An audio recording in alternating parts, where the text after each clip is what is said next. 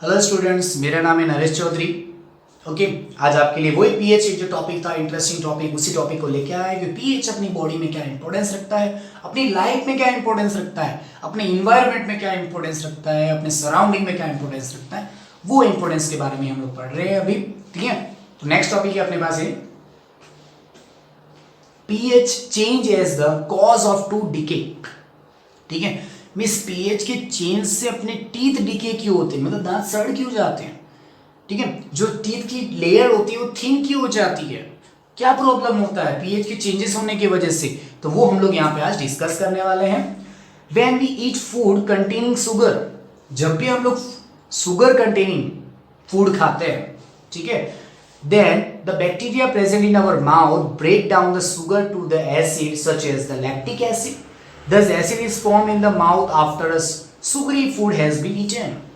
ठीक है, क्या होता है कि हम लोग जब कुछ भी स्वीट चीज खाते हैं, कोई भी स्वीट शुगर की बनी हुई कोई भी स्वीट चीज हम लोग खाते हैं, तो क्या होता है अपनी माउथ के अंदर शुगर का फॉर्मेशन एसिड का फॉर्मेशन होना स्टार्ट हो जाता है और एक तरह का लैक्टिक एसिड फॉर्म होता जाएगा तो उससे क्या होते हैं अपने टूथ के ऊपर जो लेयर बनी होती है, ठीक है, जो स्ट्रॉन्ग लेयर बनी होती है वो लेयर धीरे धीरे क्या होती है डिक्रीज होती जाती है, उसकी जो थिकनेस है वो डिक्रीज होती जाती है और थिन हो जाती है। ठीक है, इसकी वजह से हमें क्या होती है टीथ धीरे धीरे सड़ना चालू हो जाता है।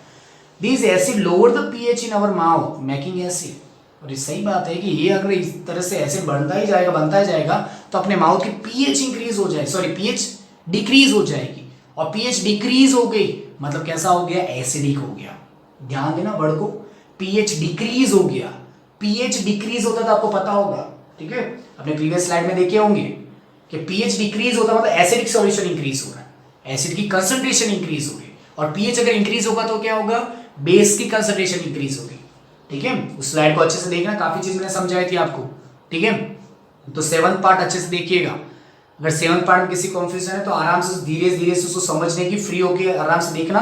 पार्ट 7 के अंदर मैंने काफी अच्छे से पीएच को एक्सप्लेन किया हुआ है। ठीक है, ओके, ऐसे ही फॉरवर्ड मत आना क्योंकि हम लोग सारा एक लिंक बाय लिंक हम लोग कनेक्ट करते जा रहे हैं, तो पीएच आपको पहले समझ में आना चाहिए, उसके बाद ये सारी चीजें समझ में आएगी बेटा आपको।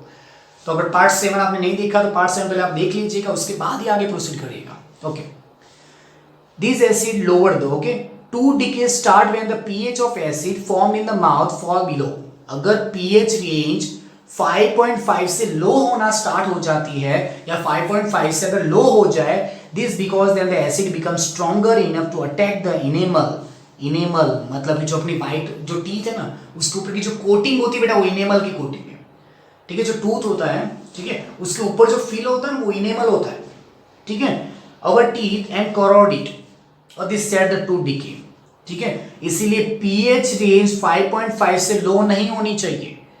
और आप कुछ मीठा खाओगे फिर ब्रश नहीं करते हो आप, तो मीठा खाने से क्या होता है एसिड का अमाउंट बढ़ता जाता है और एसिड का अमाउंट बढ़ेगा तो आपको पता है पीएच क्या हो जाएगा कम हो जाता है, क्योंकि एसिडिक कंसंट्रेशन क्या होती है पीएच लो होने के साथ एसिडिक कंसंट्रेशन बढ़ती जाती है।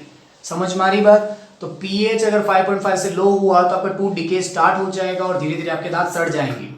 ठीक है, देखो, तो tooth animal is made of calcium phosphate. Tooth animal जो होता है कैल्शियम फॉस्फेट का बना होता है, किसका कैल्शियम फॉस्फेट का। और ये क्या होता है पता है सबसे हार्डेस्ट पार्ट होता है अपनी बॉडी के अंदर, सबसे हार्डेस्ट पार्ट होता है टूथ के ऊपर जो कैल्शियम फॉस्फेट की लेयर है जो इनेमल का फॉर्मेशन करती है। ठीक है, सबसे हार्डेस्ट पार्ट होता है, but it start getting corrode, लेकिन वो धीरे धीरे क्या होता है उसपे, ठीक है, सड़ना चालू हो जाएगा। तो pH in the mouth is lower than 5.5। जब पीएच उसकी 5.5 से लोअर हो जाएगी तो टूथ डिके स्टार्ट हो जाता है। स्ट्रॉन्ग है, इतना स्ट्रॉन्ग होने के बाद भी क्या हो जाएगा वो डिकेइंग होना स्टार्ट हो जाता है। इसीलिए पीएच रेंज 5.5 के अप्रॉक्स होनी चाहिए, उससे ज्यादा लो नहीं होना चाहिए। उससे ज्यादा लो होगा तो धीरे धीरे आपके दांत सड़ना चालू हो जाएंगे, कॉर्वर्ड होना स्टार्ट हो जाएंगे। The best way to prevent tooth decaying in to clean the mouth thoroughly after eating food. अब जब भी खाना खा लेते हो उसके बाद ब्रश करना चाहिए, जैसे मॉर्निंग में करते हो, फिर नाइट में भी आप फूड, ठीक है, आपका डिनर हो जाता है, डिनर के बाद आपको ब्रश कर लेना चाहिए, जिससे कोई भी फूड पार्टिकल भी अंदर रह गया हो तो वो फूड पार्टिकल वहां से क्लीन हो जाए, टूथ के पीछे फंसा ना रहे। कोई फूड पार्टिकल भी वहां प्रेजेंट रहेगा तो भी क्या होगा वहां पे बैक्टीरिया का इन्फेक्शन हो सकता है, एसिड का मीडियम इंक्रीज हो सकता है और धीरे धीरे आपके टूथ में कॉरोड हो सकता है। ठीक है, यूजिंग द टूथपेस्ट हम लोग क्या यूज करते हैं 8 वाला, जिसकी पीएच होती है 8, क्योंकि हम लोग कुछ भी खाना खाते हैं तो क्या होता है, फूड पार्टिकल अंदर रह ही जाता है, तो एसिड का अमाउंट इंक्रीज होना स्टार्ट हो जाता है। तो हम लोग जो टूथ ब्रश करते हैं, आप जो भी टूथपेस्ट यूज करते हो उसकी पीएच नियर अबाउट 8 रखी जाती है, क्योंकि आपको पता है कि एसिड के अमाउंट को न्यूट्रलाइज करने के लिए हम लोग क्या यूज करते हैं, बेस यूज करते हैं। ठीक है, तो इसीलिए हम लोग 8 के अप्रोक्स रखते हैं, क्योंकि आपको पता है 7 तो न्यूट्रल होता है, 7 के बाद 8 है, तो ये कैसा है, लाइटली बेसिक है, स्ट्रॉन्ग बेस नहीं, लाइट बेस है। ठीक है, वीक बेस है। For cleaning the teeth and can utilise the excess acid in mouth and prevent the tooth decay. और इस तरह से हम लोग क्या कर सकते हैं, अपनी टूथ को प्रिवेंट होने, अपनी जो टूथ है उसको डिके होने से प्रिवेंट कर सकते हैं, रोक सकते हैं। समझ में आई बात? ठीक है, ये सिंपल सा प्रोसीजर था। आपको याद रखना है कि 5.5 से पीएच लो नहीं होना चाहिए। ठीक है, ओके, यहां तक क्लियर हुआ सबको टू डिकेइंग का? ओके, अब देखो ये लास्ट पॉइंट है ये, ठीक है, इंपोर्टेंस ऑफ पीएच के अंदर, self defence by animals and plant through the chemical welfare. Self defence करते हैं, पता है बहुत सारे एनिमल अपने आप को प्रोटेक्ट करने के लिए अलग अलग टाइप के केमिकल्स को सीक्रेट करते हैं। कुछ प्लांट्स भी ऐसे होते हैं जो उनके बॉडी के ऊपर स्पाइन्स होते हैं, स्पाइन्स के अंदर भी अलग अलग कुछ केमिकल्स होते हैं कि स्पाइन टच होते हैं, बहुत ही ज्यादा इरिटेशन, पेन फील होना स्टार्ट हो जाता है। तो क्या करते हैं, एक तरह से केमिकल सीक्रेट करते हैं जो हमें क्या करता है, हार्म पहुंचाता है, और वो अपने आप को क्या कर लेते हैं, प्रोटेक्ट कर लेते हैं। ठीक है, क्योंकि आपको पता है कि प्लांट ज्यादा मूवमेंट नहीं करते, ज्यादा मूवमेंट कैसे, मूवमेंट ही नहीं करते, हाँ, वो अपनी पोजीशन में फिक्स रहते हैं। और कुछ एनिमल्स होते हैं जो बहुत ही लो मूवमेंट करते हैं, ज्यादा फास्टली रन नहीं कर सकते, जो स्लोली मूवमेंट कर रहे हैं, स्लो वॉकिंग करते हैं, तो उनको इस टाइप के प्रोटेक्शन की रिक्वायरमेंट होती है। ओके, तो many animals and plants protect themselves from their enemy by injecting painful and irritating acid and base their skin. बहुत सारे एनिमल्स एंड प्लांट ऐसे होते हैं, उनके पास अपनी जो भी एनिमीज हैं, जो भी कोई भी दुश्मन है, ठीक है, कोई भी दुश्मन उनके पास आएगा तो क्या करता है, उसको कुछ ना कुछ इस तरह से या तो बेस उसकी बॉडी में एंटर कर दे, उसकी स्किन में एंटर कर देगा, या तो एसिड उसकी स्किन में एंटर कर देता है, जिसको उसको इरिटेशन होती है। क्या होता है, उसको इरिटेशन होता है, और इस इरिटेशन की वजह से क्या हो जाएगा, वो अपने आप को वहां से दूर करने की ट्राई करता है, और वो अगर दूर हो गया तो एनिमल और प्लांट क्या हो जाते हैं, अपने आप को सेफ फील करते हैं। Okay, for example when a honey bee sting a person, जैसे कोई हनी बी है, अगर उसने स्टिंग किया, हमें काट लिया, it inject an acid liquid into the skin which cause the immense pain, एकदम सडनली पेन क्रिएट करता है, ठीक है, धीरे धीरे एकदम स्ट्रॉन्ग पेन एंड इरिटेशन, बहुत बहुत ज्यादा इरिटेशन होती है जब ये हनी बाइट कर लेती है, तो एकदम पेन जैसा होगा हमें और इरिटेशन होती है। देन रबिंग अ मिल्ड बेस, ठीक है, तब क्या करना चाहिए हमें, नॉर्मल जो बेस होता है, जो पेस्ट जैसा बना होता है, ठीक है, उस बेस का हम लोग यूज करना चाहिए, जैसे बेकिंग सोडा हो गया। Neutralise the acidic liquid injected by bee sting and cancel its effect. क्या करता है वो, बेसिक हम लोग यूज करेंगे, आपको पता है उसने एसिड एंटर किया, क्या किया उसने, एसिड एंटर किया, एसिडिक लिक्विड एंटर किया, तो जिससे हमें क्या हो रहा है, पेन एंड इरिटेशन हो रहा है। और जब भी कोई एसिडिक मीडियम को न्यूट्रल करना है तो हम लोग क्या यूज करेंगे बेटा, बेस यूज करते हैं। क्या यूज करते हैं, बेस। तो बेस के लिए हम लोग बेकिंग सोडा यूज कर सकते हैं, जो क्या जहां पे भी आपको काटा है, ठीक है, जहां पे भी आपको वहां पे इंजेक्ट हुआ है, तो वहां पे देखना आपको रेड हो जाएगा और वहां बहुत ज्यादा ईचिंग होती है, इरिटेशन होती है, तो आप क्या करोगे, बेसिक कंपाउंड है ना, बेसिक कंपाउंड को वहां पे रब कर देना, ठीक है, जिससे क्या हो जाएगा, आपको इरिटेशन कम हो जाएगी और आपका पेन भी धीरे धीरे लो हो जाएगा।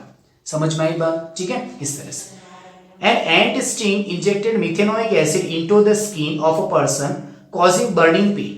ठीक है, अगर कोई एंट है, जैसे लाल चींटी होती है, कोई भी चींटी अगर आपको स्टिंग काट लेती है तो वो कौन सा एसिड रिलीज करती है, मिथेनोइक एसिड रिलीज करती है, ये चीज याद रखना, मिथेनोइक एसिड रिलीज करती है into the skin of a person, ठीक है, पर्सन की स्किन के अंदर, और उससे क्या होता है, बर्निंग पेन होता है, मतलब ऐसा लग रहा है कि उसको जल रहा होता है। आपको कभी भी लाल चींटी काट ले कितना बर्न होता है, पूरा सूज जाता है, लाल लाल हो जाता है। अब बहुत ज्यादा उससे क्या करते हैं, इचिंग करते रहते हो और ज्यादा स्वेल होना स्टार्ट हो जाता है। ठीक है, ओके, तो being acidic and sting can be neutralised by the rubbing of the milk base. आपको पता है कि उसने क्या किया, मेलेनोइक एसिड रिलीज किया है, तो एसिड को न्यूट्रल करने के लिए हम लोग क्या यूज करते हैं, बेस का यूज करते हैं। क्लियर हो रहा है? तो बेकिंग सोडा है उसके लिए, ठीक है, the effect area of the skin, उस जहां पे भी हुआ है उस एरिया पे आप बेकिंग सोडा लगा दो, जिससे क्या हो जाएगा, आपको जो भी पेन हो रहा था वो रिड्यूस हो जाएगा, आपको बेटर फील होना स्टार्ट हो जाएगा।